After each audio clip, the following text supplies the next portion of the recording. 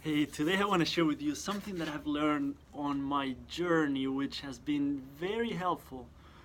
But it's something that we could take it in the wrong way and be harder on ourselves. But I don't want you to be harder on you than we already are sometimes. This is just something to consider and an invitation for you moving forward of how you see this whole journey.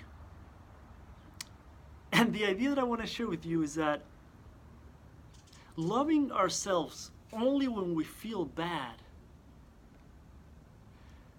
is kind of like watering your plants only when they're about to die, like only when they're on their very last day. Then we actually give them some water, right? You wouldn't do that to your plants or your pet, like waiting days before you feed them, and when they can't even move anymore, they're just laying on the ground and you're like, okay, I'll feed you now. Right? We wouldn't do that to our pets.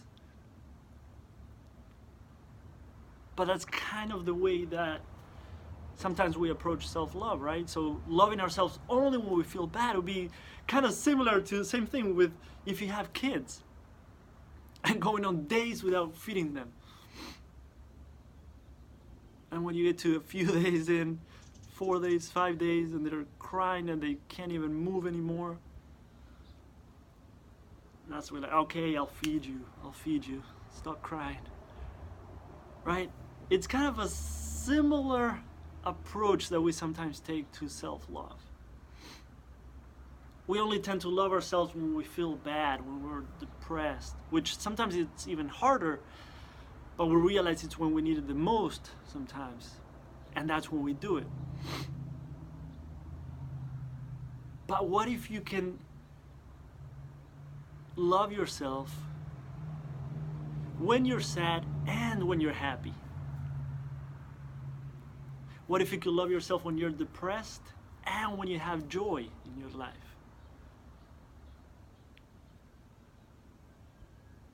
What if you could love yourself when you're lethargic and lazy and unmotivated,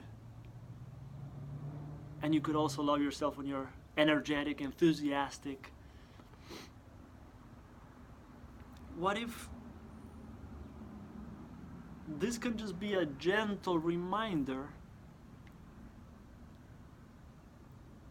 to not use self-love only as a band-aid of I'm feeling crappy, I need something to help me with this, which is completely fine. I mean, if you're using self-love, then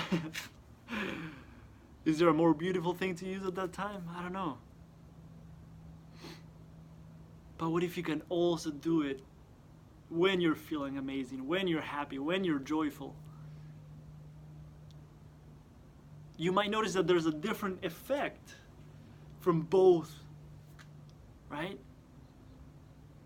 Both points of that spectrum of how you're feeling.